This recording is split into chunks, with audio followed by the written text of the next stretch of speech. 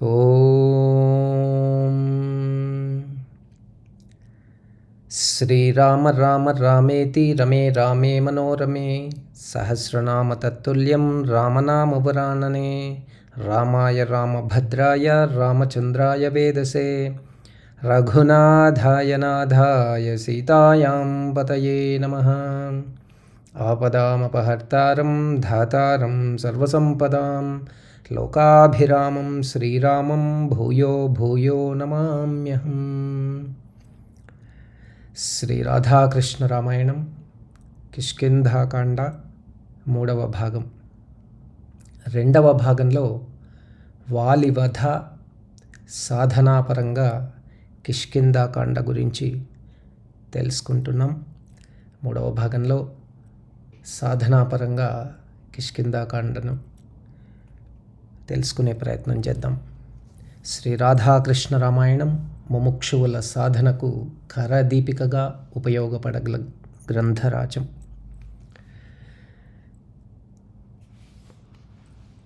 ఇక కథలోకి వెళ్దాం. ఇంద్రుని కుమారుడు వాలి, సూర్యపుత్రుడు సుగ్రీవుడు. వాలి అనగా వలతే ఇది వాలి అంటే మాయావరణంతో కూడినట్టి సత్వజ్ఞానం. వేదాలు ఉపనిషత్తుల నుండి భగవత్తత్వాన్ని అర్థం చేసుకున్నాడు. కానీ అది అనుభవానికి రాని స్థితియే వాలి తత్వం. సాత్విక అహంకారానికి ప్రతినిధి వాలి. అతని భార్య తార. భౌతిక వాసనల మాయావరణం నుండి వేరుపడుటకు ప్రయత్నించు ప్రయత్నమే తార. పేరు సాత్వికం. అహంకారం చేరితే ప్రమాదం. నేను సర్వజ్ఞుడను అనే బుద్ధ్యహంకారమే వాలి. నగరవాసి భోగలాలసుడు. జ్ఞానమున్నది కానీ అది ఇంద్రియాలకు బానిసత్వం చేస్తోంది. ఇక సుగ్రీవుడు సూర్యుని కుమారుడు. శుద్ధ తత్వమునకు రూపం. మంచి కంఠం గలవాడు. జ్ఞానమునకు రూపమైన వాడు. వేదములు ఉపనిషత్తులు పరతత్వమును సదా మననం చేస్తూ ఉంటాయి. అదే ఉపాసనా యోగం. కర్మయోగంచే త్రికరణములు అంటే మనస్సు వాక్కు కాయము ఇవి శుద్ధమవుతాయి. అంతర్ముఖంగా పరతత్వమును గురించిన ఆలోచనను ఉపాసన అన్నారు. అదే సుగ్రీవతత్వం. ఆయన నివాసం ఋష్యమూక పర్వతం. బాహ్యమగు చంచలత్వములను అధిగమించి మౌనంగా అంతర్ముఖంగా పరతత్వాన్ని మననం చేయుటయే నిశ్చలతత్వం. అలాంటి నిశ్చల స్థితికి మారు రూపమే ఋష్యమూకం. అదే సర్వం కల్విదం బ్రహ్మ అనే స్థాయి. ఆ స్థాయిని సమీపించుటే రాముడు ఋష్యమూకాన్ని చూడటం. ఒక చివరలో అనుభవ జ్ఞానం, మరో అంచులో జ్ఞేయం. ఈ రెండింటి కలయిక తాదాత్మ్యే సారూప్యం. జ్ఞానానికి జ్ఞేయాన్ని అనుసంధానం చేసినవాడు ఆంజనేయస్వామి, వాయుదేవుని కుమారుడు. ఋష్యముఖంలోని జ్ఞానం అంటే సుగ్రీవుడు కనుచూపు మేరలోనున్న జ్ఞేయం అంటే రాముణ్ణి చూచింది. ఇక అనుసంధానకర్తను పంపింది. ఆ అనుసంధానకర్తయే ఆంజనేయస్వామి. అంతటితో కర్మయోగం ముగిసింది. ఇక మరుక్షణమే ఉపాసన ప్రారంభమైంది. అదే హనుమ సంధానం. సాధనా సాధ్యంలో కలసిపోవటమే అనుసంధానం. ప్రాణాయామం యొక్క అభ్యాసం చేత పరతత్వాన్ని అనుభవంలోకి తెచ్చుకోవాలి. అనుభవం ప్రమాణంతో సరిపోల్చి నిర్ధారించుకోవాలి. అనుభవానికి ప్రమాణం వేదాలు ఉపనిషత్తులు. వాటి రూపమే సుగ్రీవుడు. రామ సుగ్రీవుల మైత్రి కూడా అదే. హనుమంతుని సమక్షంలో అందులోనూ అగ్నిసాక్షిగా జరిగింది వారి మైత్రి. అగ్ని మండుతూ ఉంది. అగ్ని వెలుగుటకు ఆధారం కట్టెలు. వాయువు కూడా తోడ్పడుతుంది. కట్టెలు బూడిదగా మారాయి. ప్రకాశం ప్రకటితమైంది. అదే జ్ఞేయం. తెలియవలసింది ప్రకాశం అంటే జ్ఞానం. వాయువు యొక్క పాత్ర కనపడనిది. అదే నిస్వార్థం. నిష్కామ కర్మయోగం చేత జ్ఞానాన్ని ఆర్జించుట అన్నది సాధ్యం. దానినే సాధన అంటారు. సాధనలోని మర్మం కూడా అదే. దానినే కృష్ణుడు కర్మసు కౌశలం అన్నాడు. మరో రకంగా ఆత్మ జీవాత్మల పరిచయం త్వమేవాహం. ఉపాసనను తీవ్రతను చేయాలి. దీనికి సాధన విశ్వాసం, నమ్మకం, మొక్కవోని దృఢ భావన. అదే రాముడు దుందుభి శరీరాన్ని 10 యోజనాల దూరానికి చిమ్మటం, 7 తాటి చెట్లను ఒకే బాణంతో కూల్చటం. ఒక పర్యాయం వాలి తాటి పండ్లను గుహలో దాచాడు. వాటిని ఎవరో దొంగిలించారు. మరలా వచ్చి గుహలో చూచాడు.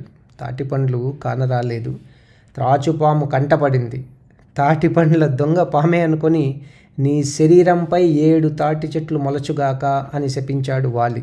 దానిని విన్నది సర్పం. నాపై మొలచు తాటి చెట్లను ఎవరు ఒకేసారి నరుకునో వాడే నిన్ను చంపుతాడు అని ఎదురు శాపమిచ్చింది. అవే రాముడు ఖండించిన 7 తాటి చెట్లని ఒక కథ. యోగపరంగా పరిశీలిస్తే సర్పమన్నది శరీరంలోని కుండలిని శక్తి. 7 తాటి చెట్లలో 6 మూలాధారము మొదలు సహస్రారం వరకు 6 చక్రాలు. 7వది ముక్తిస్థానం, అదే పరంధామం. ప్రాణాయామ సాధనతో మూలాధారంలోని కుండలిని శక్తికి చలనం కలిగించాలి. ఊర్ధ్వముఖంగా ప్రయాణం చేయించాలి. అది మోక్షస్థానాన్ని చేరుకుంటుంది. అదే రాముడు 7 తాటి చెట్లను కూల్చటం. ఇక ఉపాసనలో సందేహం తీరింది. ఉపాసన బలపడింది. మిగిలింది ఏదో ఒక మూలలో గెంతులు వేస్తుంది.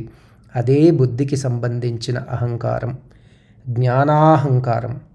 అదే వాలితత్వం. నేను జ్ఞానిని అను కర్తృత్వ అభిమానం, దానిని నాశనం చేయుటే వాలివధ. అప్పుడే సంపూర్ణ శరణాగతి అన్నది సాధ్యమవుతుంది. ఉపాసనా యోగం భక్తి యోగంగా మారుతుంది. నిశ్చలతపై దృష్టి పెరుగుతుంది. ముక్తికి మార్గం సులభమవుతుంది.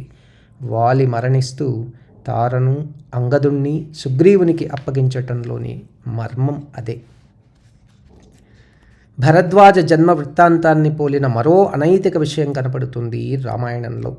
అదే వాలి కామ ప్రవృత్తి చేత సుగ్రీవుని భార్యను చెరపట్టడం. దానికి రాముడు శిక్షించటం జరిగింది.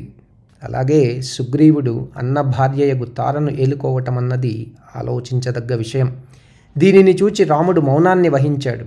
ఇది ధర్మమా అధర్మమా?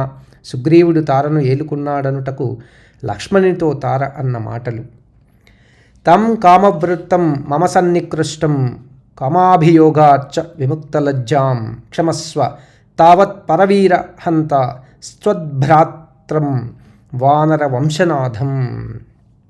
కామ ప్రవృత్తి చేత సిగ్గు విడిచి నా వద్దనే ఉన్న సుగ్రీవుని క్షమించమంటుంది తార సుగ్రీవునితో. అన్న భార్య తార మాతృ సమానురాలు. ఆమె కామ ప్రవృత్తి అనైతికం, ధర్మ విరుద్ధం, అసామాజికం. అయినా రాముడు దీనినంతా వింటూ చూస్తూ ఊరకుండుట ఎంతవరకు సమంజసం? దీనిని వాల్మీకి యొక్క ఆలోచన గమనిస్తే, జనన మరణాల నుండి తరించాలి, ముక్తిని సాధించాలి అన్న తపనకు రూపమే తార, తారతత్వం. అహంకారంతో చేరి పరతత్వాన్ని గ్రహించలేకపోయింది తార.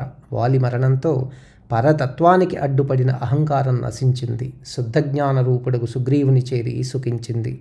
ఆధ్యాత్మిక దృష్టికి తప్ప ఇతరానికి అందని అర్థం కాని ధర్మం యొక్క మర్మం ఇది. జీవి యొక్క ధర్మం జ్ఞానాన్ని చేరుటయే కదా. స్వధర్మే నిధనం శ్రేయః. స్వస్తి ప్రజాభ్యః పరిపాలయంతాం న్యాయేన మార్గేణ మహిం మహిషా. గోబ్రాహ్మణేభ్యः శుభమస్తు నిత్యం. లోకా సమస్తాః సుఖినో భవంతు. జై శ్రీరామ్, జై హనుమాన్.